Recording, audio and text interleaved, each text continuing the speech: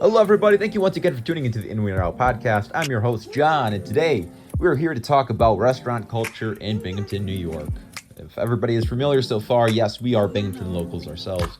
I've been in Binghamton almost 25 years now, and I love it. I've had some ambitions to go other places on this planet, or at least in this country, move-wise, and live there long-term. Arizona being one of those places. But things didn't quite work out when I wanted them to. I'd still like to maybe at some point go back to Arizona. But living in Binghamton is an all right little deal. If you could imagine it right now, all my people that are familiar with Binghamton, it's raining. It's raining. It's kind of chilly. But just as well with global warming, things are nice and warm.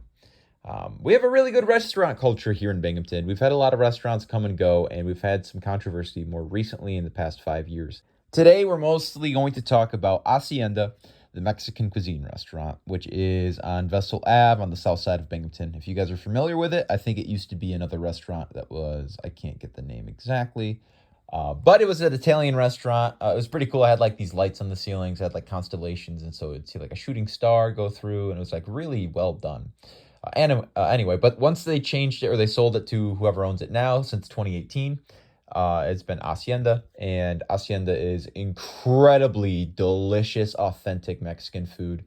We have another place in the area, if anybody's familiar with Los Tapatios. Very good food as well. That's a family-owned restaurant. That's out in Vestal, right across from Binghamton University, right by the Denny's. People that know, if you know, you know. It's right by K&KT House there. That's going to be my new place to go if, Hacienda does end up closing. And there's been a little bit of controversy around this because some people are, myself included, are disappointed. And they're disappointed not just because it's closing, but because what's replacing it and the reason that they're closing. So through my understanding so far, and we're still gathering some information, but by the time this video is over, I'm sure we'll have a clear picture of what's going on. So according to my notes, Hacienda is becoming a dispensary. The popular Binghamton Mexican eatery may become a marijuana store. This is a WNBF article.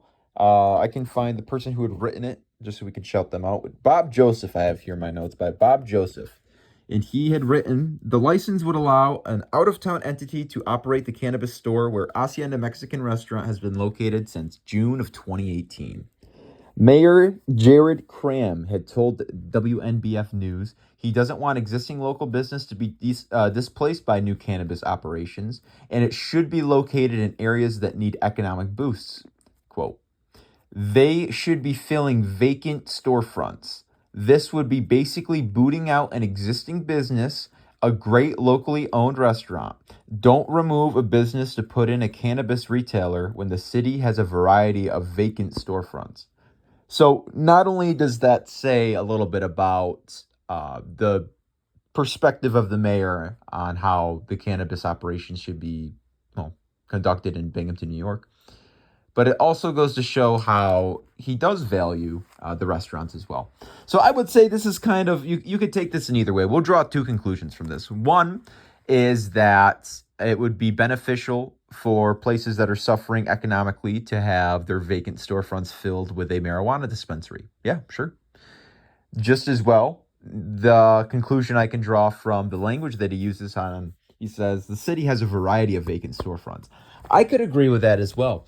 But does that mean that all marijuana dispensaries should be subjugated to just going into these decrepit buildings in whatever fashion? There's a couple places in downtown, more recently a place that opened, and there's a lot of competition now between other pot shops or smoke shops in downtown Binghamton. So I would say that we're probably hitting the upper end maybe of what I can consider to be acceptable for the amount of smoke shops, marijuana dispensaries, things like that in our area, because it's quite prolific at this point. There's a lot of other places. And yeah, that's a good thing for the market. As somebody who enjoys marijuana, it's good to have more people in the market. That means the price can be lower. You can experience a variety of products. More people get to, take advantage of the situation to capitalize on their opportunities and make some money selling a product that a lot of people here seem to be enjoying enough to want to grow the market more. But it's with that same thing in mind. I don't want this place to only and strictly be known for marijuana. We have a very lush and industrial, I wouldn't say so much industrial, but we have a very lush and enriching culture when it comes to our Binghamton restaurants. I'll name some of my favorite restaurants to go. I haven't necessarily been in more recent times. Actually, on Sunday, we're going to go to Little Venice in downtown. I've been going to Little Venice. My dad worked at Little Venice.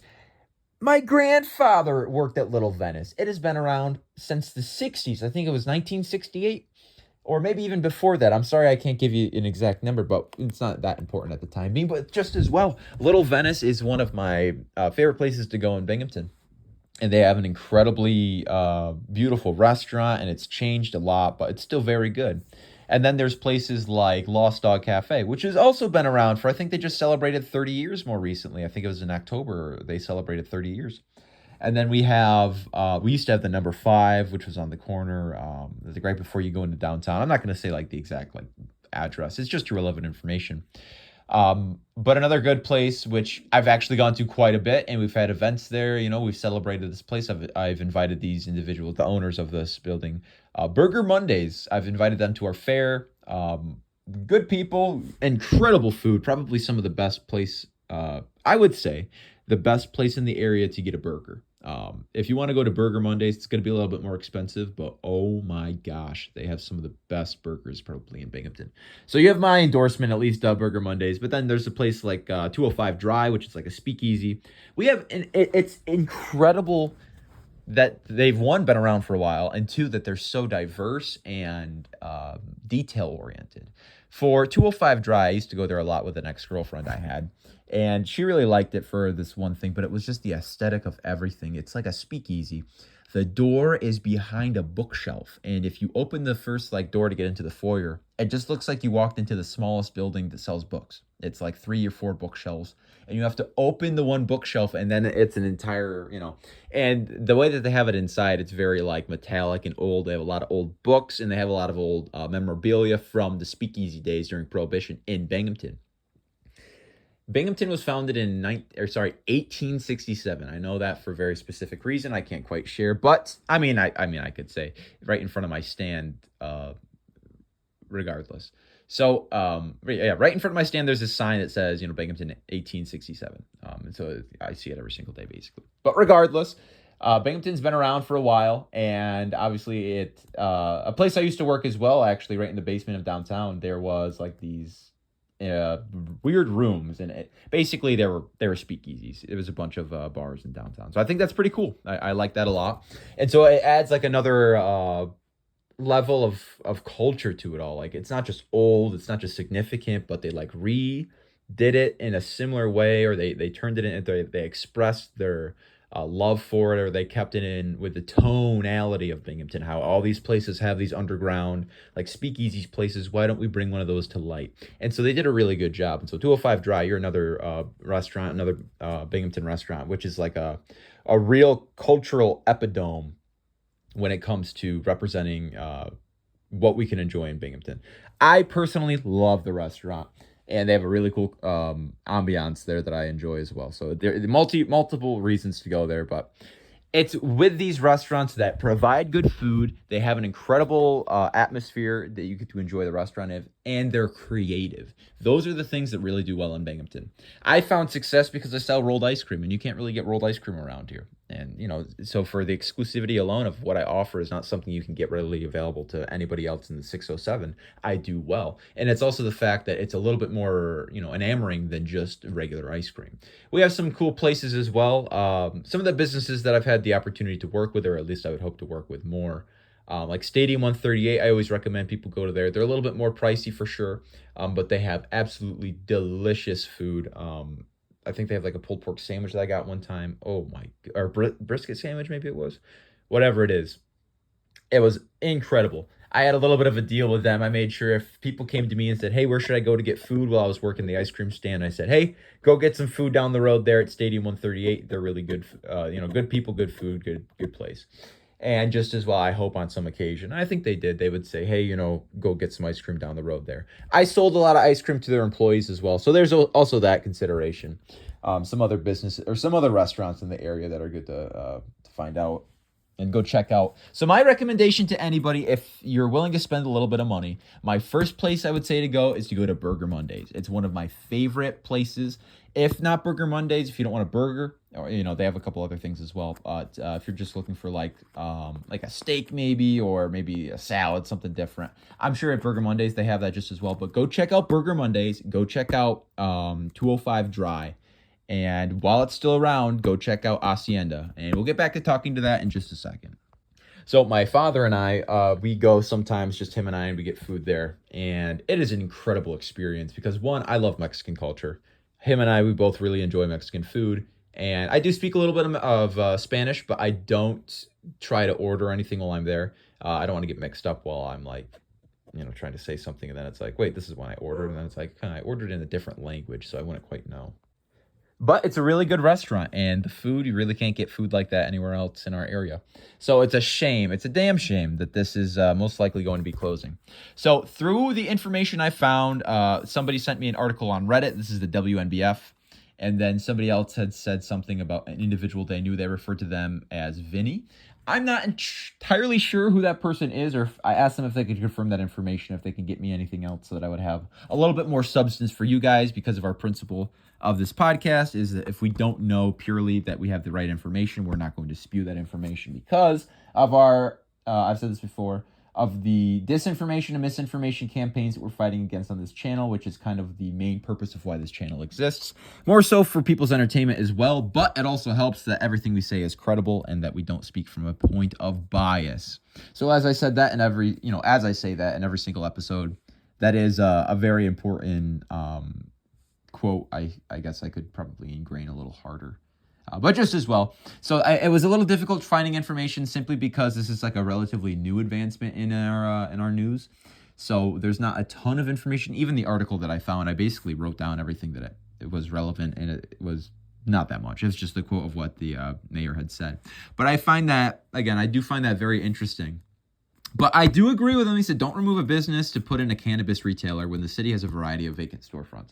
So not only does that show where he values, where he believes the cannabis store should be, which is in vacant storefronts instead of the nicer areas.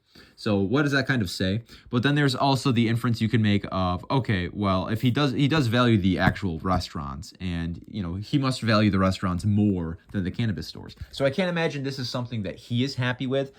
It does say that state regulators have approved a license for the marijuana store despite concerns expressed by city officials. So they got their license, or they got the they got their license to be able to sell marijuana in New York, and Binghamton, New York.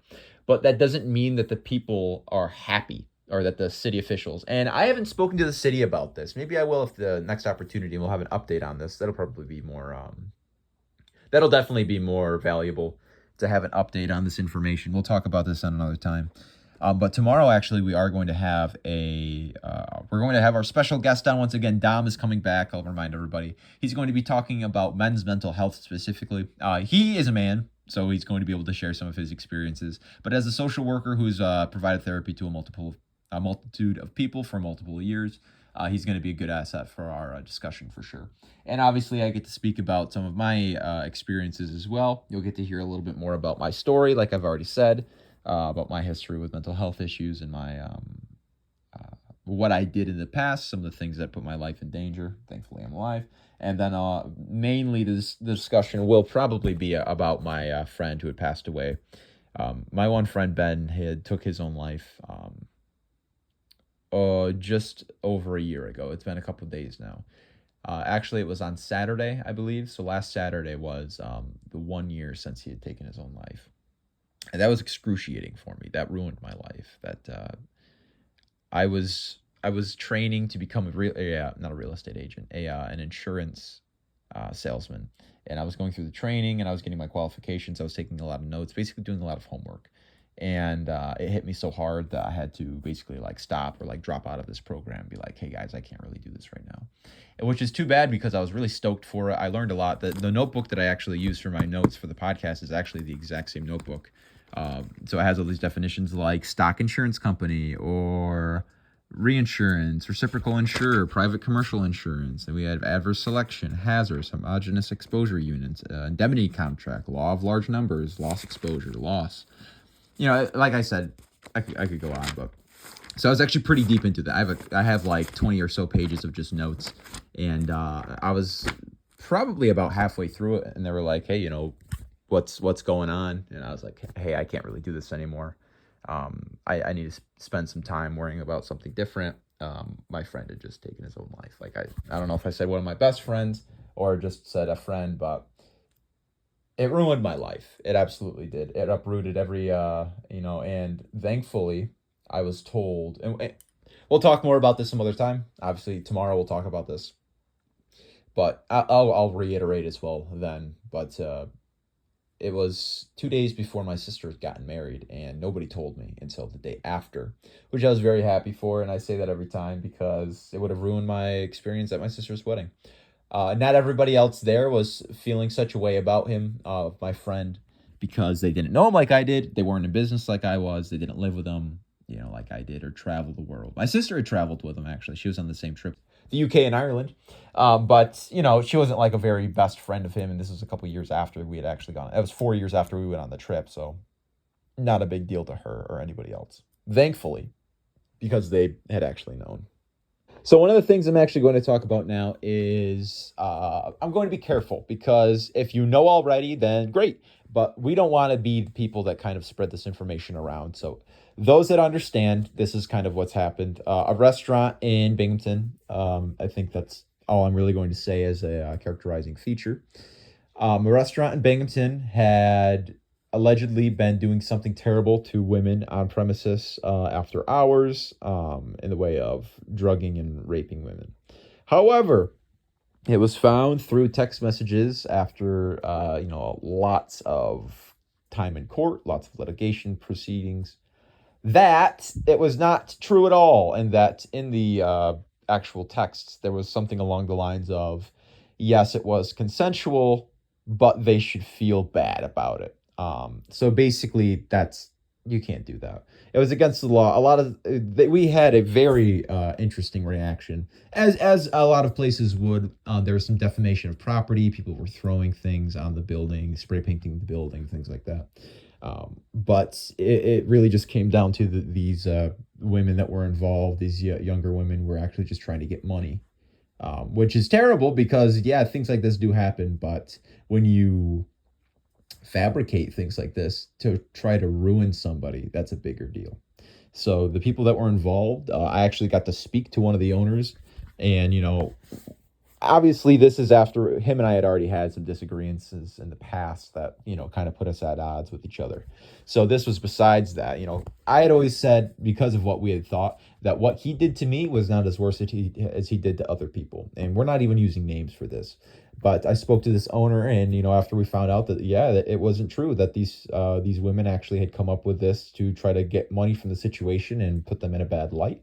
You have to understand, doing something like that, if you're in the wrong, that is, in my opinion, this is opinionated, and I don't believe many laws exist for things like this already. But if you make an accusation that you were raped, or that you were drugged, or that you were sedated, or that you were trafficked, or whatever they said, we're not going to get into that specifically, but you're wrong, and you only made those accusations because you wanted to get money from these people, there should be repercussions for that.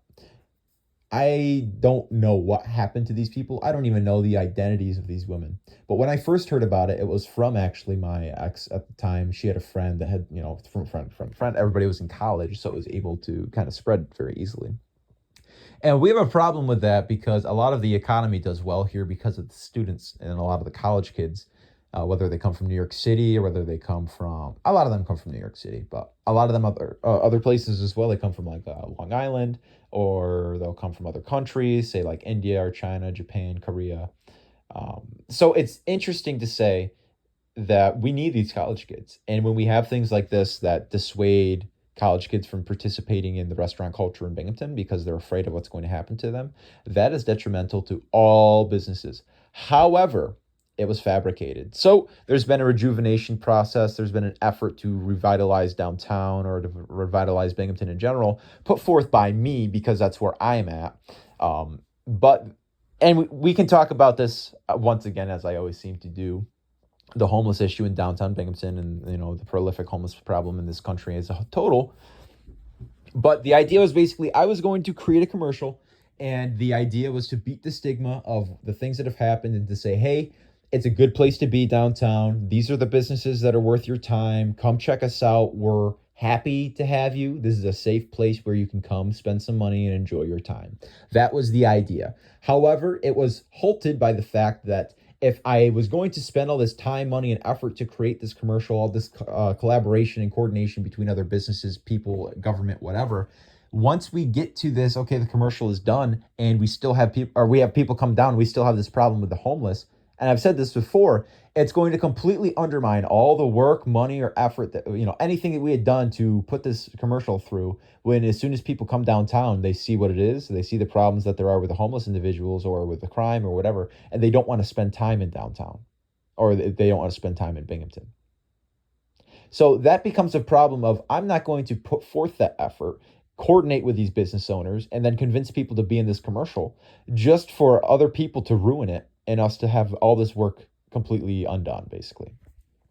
So I still have ambitions to create this commercial, but it needs to come after there's reformation, whether in the police department or in how the mayor's office or the city decides to handle the homeless populations or because these are the homeless people. It's not just the homeless people that are the problem. It's the people that are finding the opportunities to commit crimes, or in general, it's just the unhoused population that don't know better or need to fight to survive, in a way to say.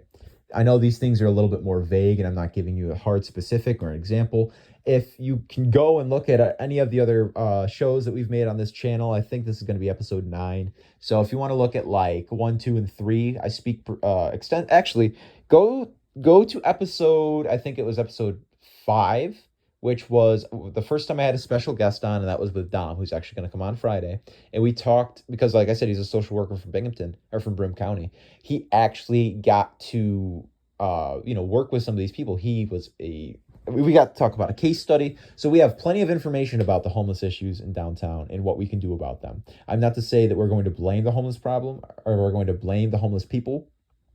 But just as well, there is a problem that is, personally, I don't feel safe on occasions trying to sell ice cream on the street corner in downtown. People have wanted to rob from me, beat me up, or just give me hard times in general. That's not something that I should want to, or that I should have to deal with. And I don't want to conduct business in downtown if that's what I'm going to be left with, especially with the lack of the police presence. These are all things we've talked about in the past, so I don't need to rehash this. There's better information in my older videos if you want to go check those out.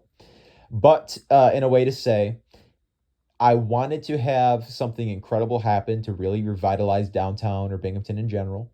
But because of the roadblocks that I've faced so far, there's an order of operations to things. Just as well, I'd like to highlight some of the businesses or some of the restaurants to go to that are actually exceptional. So maybe we'll have like some type of tier list or something in another video that'll be a little bit more kind of like down to earth. It's not going to be, hello everybody, thanks for tuning into this podcast. Instead, it's just going to be my top 10 ratings for the restaurants in Binghamton, New York. More recently, there was a poll that, I guess this one Binghamton barbecue place got voted like number 1 in Broome County. And I'm thinking, oh wow, I wonder what it is. I'll shout them out. I haven't tried them yet. But I wanted to try them, but they have terrible hours. They're only open like 2 days a week and for like a couple hours a day, but they sell out like every time. It's Big Zoo's Barbecue. Big Zoo's. Oh my goodness. I've heard incredible things online from your guys's, from people online from your guys's business. I really would love to try your food out. I think actually I'll make a day, or maybe I'll spend a whole week on this, just trying and being like, okay, give me your absolute best. We're going to rank it, and then we're going to make a tier list of the best restaurants in, downtown Binghamton or just in Binghamton. I think that'd be a good idea. So if you guys would like something like that, please let me know. I have half a mind to actually do something like that. That'll be pretty fun. I've always liked to enjoy the food of all these other places and try I used to be really picky when I was younger, but my taste horizons have certainly broadened, and I love, love, love food. all these, different cultural places that make like their own versions of things. I love that. I love that.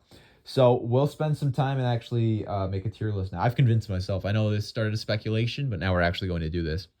We're going to have a tier list of some of the best restaurants that you can find in Binghamton. Proposed by nobody, but accepted by hopefully many. It'll just be like the John Holmberg rankings, pretty much. Like, what's that one guy, David Portnoy? Or is it Dave Portnoy? Portnoy, he does the pizza. He goes around, he'll try pizza, and he'll give him like that's like a 7.5. 7.5. Yeah, not bad, right?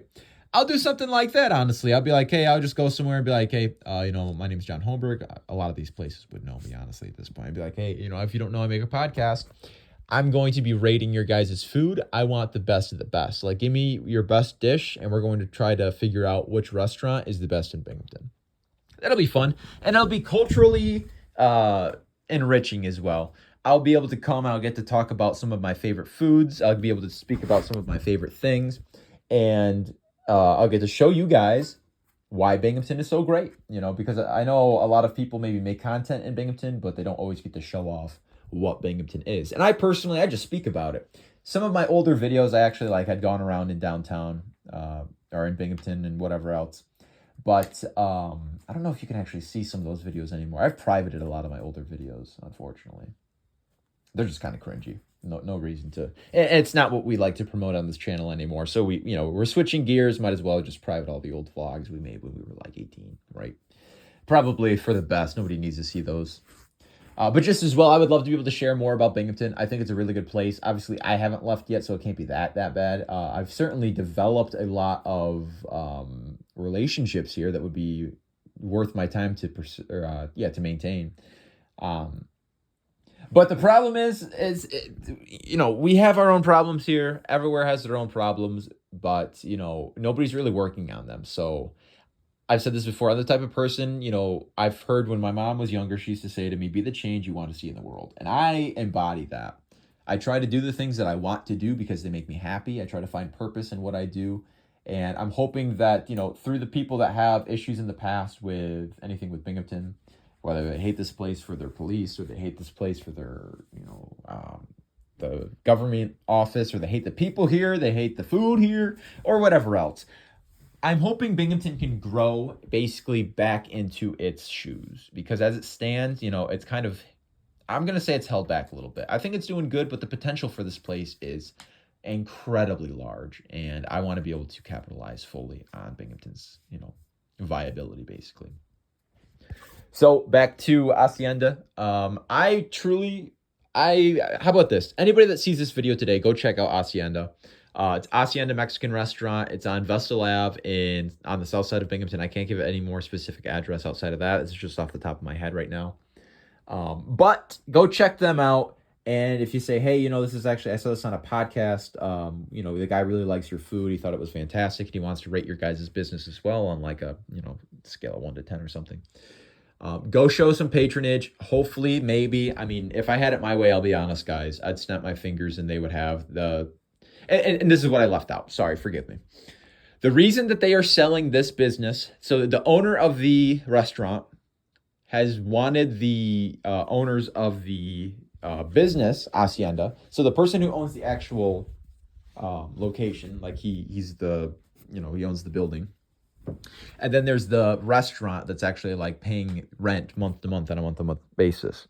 So apparently what's happened is that the owner of the building was given a offer to that building for $300,000 more than he wanted the Hacienda people to buy the building from. So at that moment, it just becomes, okay, I can't say no to an extra $300,000. Regardless of what's going to go in that business, it's just the right business move.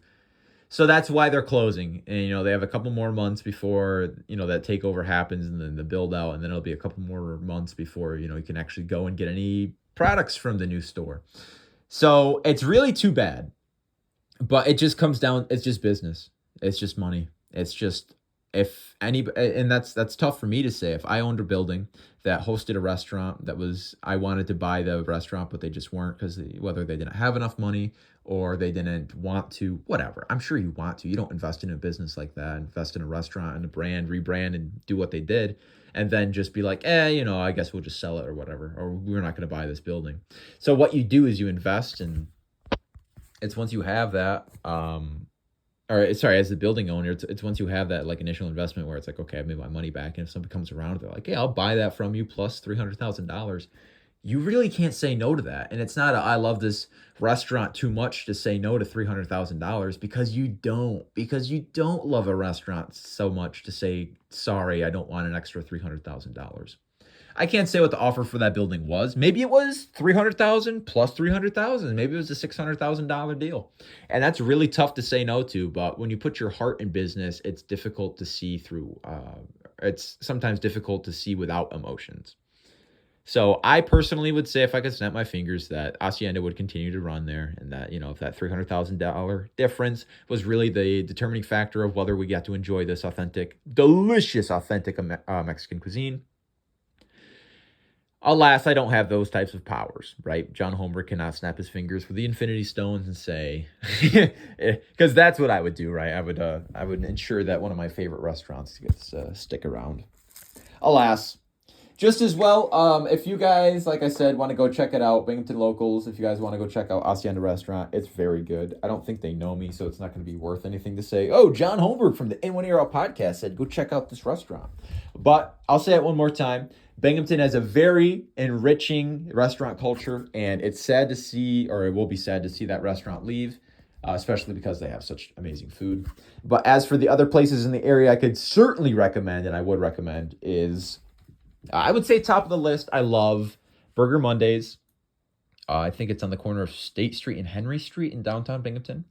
And then there's 205 Dry, which is on State Street. Again, I can't give you like the exact address. I don't think it's 205, but just as well. Very good food there, and the atmosphere is incredible. I had my birthday there the last year. It was pretty good. I will have to say, I was a little disappointed with what I got, but so it goes sometimes. And another restaurant which is really good. I'll say China One, the China One restaurant in the corner of Court Street, Washington Street. They've been great patrons of mine with the ice cream, and so I could certainly say I'd recommend China One. They have, obviously, if you like Chinese food, they do really good. I always get their fried dumplings, incredible. But then also Stadium 138. I just got to show some love to everybody. So, like I said, I will certainly make a tier list of all the. As many restaurants as possible. We'll just give them like a rating, and then I'll do a reevaluation after I do like 20 or so. So for the first 20, it'll just be like, whatever. It'll be like, I'll get like 5 things from their menu, and I'll rate it, and I'll say, okay, this is where I feel like you guys are. I'll make sure to be very personal with the people as well, and say, hey, by the way, I'm actually going to be posting this on somewhere. Bring me your best. I'll say who I am. A lot of the restaurant owners know me as, the ice cream man. So I'm sure if I say, hey, I do a podcast and I want to be able to put you guys on there, after I eat some delicious food, they're probably going to be like, yeah, John, do it up, and I'll pay for the food. I don't want to be, I think as a critic, and that's not what I'm trying to be, but I think for a food critic, you have to pay for your food, because if you don't pay for the food, not only does it send a message of like, one, I'm better than you, which is like, just kind of like a dick thing to do. Like, you just don't need to do that. But overall, I think if you pay for the food, that says something to the restaurant that's like, I'm giving you guys a fair chance, because I'm not a special critic that's going to come in and get like, hey, this one's for the critic. Make sure it's nice. Make sure it's good. Make sure it's better than, whatever. If you pay for the food, it kind of gets lost in service, where it's like, hey, where's that one meal for the critic? It's like, I don't know. We're not setting it aside anything special. It's just getting made like the kitchen makes it. And that's a good way to eat. Or that's a good way to rate food as well. It's very authentic. To get like we make 200 of these a day. I'm not making the 201st extra special for a critic. We're going to give them the same thing we make everybody else, because that's a fair assessment of that restaurant's capabilities in food. So it's with that in mind that's basically what I'm going to do. I'm going to make sure I pay for all the food. If anybody's like insistent that, John, please, no, we insist, you gotta take this for free. It's our pleasure. Sure, whatever. I'm not going to say no to free food. But the basis of being critiquing somebody's restaurant or rating them on a scale of whatever, and then saying, oh, and by the way, I think I deserve free food. I don't like that sentiment. And so in an effort to support these businesses, not only will I be providing some free promotion, I'll be providing, my money for the food, right? I suppose. So if anybody was checking out the our last video, we had Dreas Hip Hop. We had his music on. He'll probably be on in a couple weeks. It's going to be a little bit before I get him on the podcast, unfortunately, but I'm sure at some point we'll get him on. Just as well, I wanted to have some different music on this time, so I'm not really sure what it'll be. The editing happens afterwards, so if somebody hits me up in the next 25 minutes, then I'll be able to have different music on. But otherwise, it'll just be the same royalty-free music that I get from the app. Which is fine. But just as a reminder to everybody, if you want your music on the podcast, we're just going to sample, I think I said 10 seconds. It's really a minute. So we're going to sample about a minute of whatever song you want. I'll go check out your SoundCloud or your YouTube channel or your whatever else, wherever you put your music. We'll check it out just so we can involve the community in more of what we do. Because at the end of the day, I do enjoy being a very pro-community member. I used to be in the Rotary Club as a humanitarian, and they do great work. It just feels good to help out the community and to know that you had a helping hand in somebody else's success. But please go check out Dreas Hip Hop. He makes some good music. I actually like his one song, Girl Code. It's pretty good. It's a good song. But if you guys want your music, like I said, send me a couple songs or direct me to your channel or wherever I can find it, and I will. I'll steal some of it. I'll steal a minute worth of 2 songs, and that'll be the intro and the outro of whatever podcast. Like I said, we'll just have a list, and it'll just be whatever's next in the list. That'll be the beginning and outro for the next podcast. So if you're interested in that, please comment below. Hit me up in whatever regards. If you guys know me personally and you have my number, hit me up, give me a call, give me a text, something like that. I'm down to always help out people further their efforts, especially those that are willing to work for it. I just got some more additional information. Some people I had spoken to on Reddit, they commented on a post I made at the Binghamton subreddit that has about 21,000, I think it's just under 21,000 members, which is pretty cool. I think, and I can confirm this, but my father had told me a couple days ago that I think there's about 250,000 residents in Broome County. Let me double check on that. Just kidding. I just got the numbers. And this is why we double check information, because not everything is what it used to be.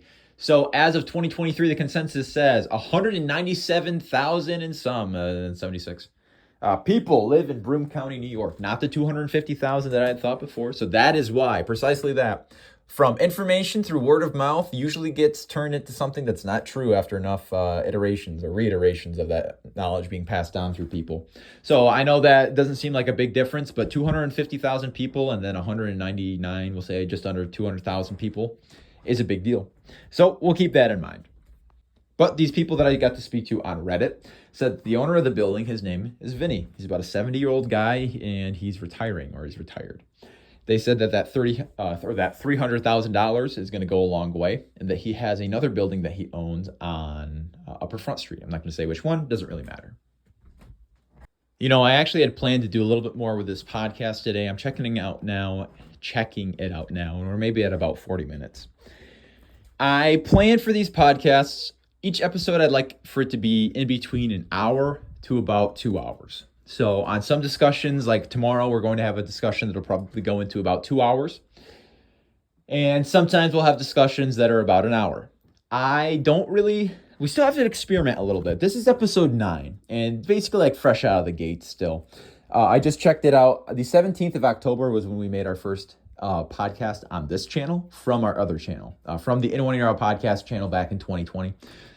It's been a while. It's been a long time since we made anything on that other channel. So the reinventing of this brand is kind of like starting over, basically. So here's the problem. I'm not quite sure what works. And I don't really have a lot of other people to help me out with this. So I can't say, hey, do some extra work for me, or, try something on your channel maybe, and we can find out some more about the algorithm, about what works, about what people on this channel currently like. As it stands, I have 22 subscribers. Boom! 22, that's a big number. It's almost as old as I am. It's a big deal. 22 individual people. And I think one of the accounts is an extra account of mine, so 21 people, right? We get about, After like 2 weeks, we get about 50 views on these videos. So I don't think that's so bad. I'd like, it'd be cool to have like thousands of views on these videos or millions of views. That'd be pretty cool. But as this time stands, I just want whoever gets to watch, whether it be some of my friends, I'm going to call you guys out, sorry. Whether it be Bertrand, whether it be JD, whether it be Andreas, or whether it be some other people, anybody on Facebook or Instagram or TikTok that gets to check this out and they know me. Give me a comment because I need to understand a little bit better what does good on this platform and what I can do to be better as a podcaster. So one of the things could be, just any advice, but mainly, what is the time that you would like to dedicate to listening to one of these podcasts? If you're like, I only have 15 minutes a day, I'm not sure if I'd like to make a 15-minute video every day. I want to make a longer video that I have a little bit more time explaining myself so that all areas of this thought are completely expressed correctly in a way that's not just junk information for the sole purpose of extending our time online. So we're going to wrap up today, but please, I'm asking everybody who gets to see this, give us a comment in whatever regard, even if it's go John go, so happy for you, so proud, or hey, I had this idea for something, or better yet, hey, I have some music that I'd like to have as the podcast intro and outro for your next video. I would absolutely love that. And just as well, I have to remind everybody, today's episode and all episodes are brought to you by Socks with John. I'm John, and here's the socks. Socks with John. I post on TikTok. I post on YouTube now, so you guys will probably, you don't even have to switch apps anymore. But I post my socks that I wear just about every day. And we're getting to the point where I'd actually like to make the investment to buy some socks and start, my own sock company. The branding is done well so far. We've done this for over a year. Thank you, everybody who supports Socks with John. But as for today as well, that's going to be it. We get to mesh all of my wonderful brands together. And When You're Out podcast. Thank you, everybody, for tuning in, for giving us a listen today.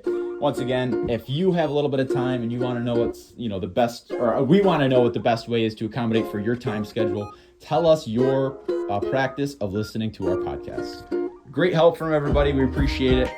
Go check out the people in our description today. I think I mentioned Andreas a couple times, so go check out him. He had some great music. Like I said, Girl Code's probably one of my favorite songs of his. It's just good. It's just good music. He makes like hip-hop beats. Pretty good stuff. He's a DJ too. Bertrand, your good friend of mine, Ninja Black Man. Go check out his channel. I'm not sure if he's made content in a little bit, but still go show him support. Everybody else. That's all from me today, guys. I appreciate all your support and admiration, and look forward to some exciting video tomorrow. It's going to be pretty in-depth. I might even cry. Look forward to that, I suppose, if you're into that. But thank you, everybody who chose to stick around for this shorter video today. I will see you again very soon. Thank you all for watching. Adios, mis muchachos, and peace out. Peace out, guys.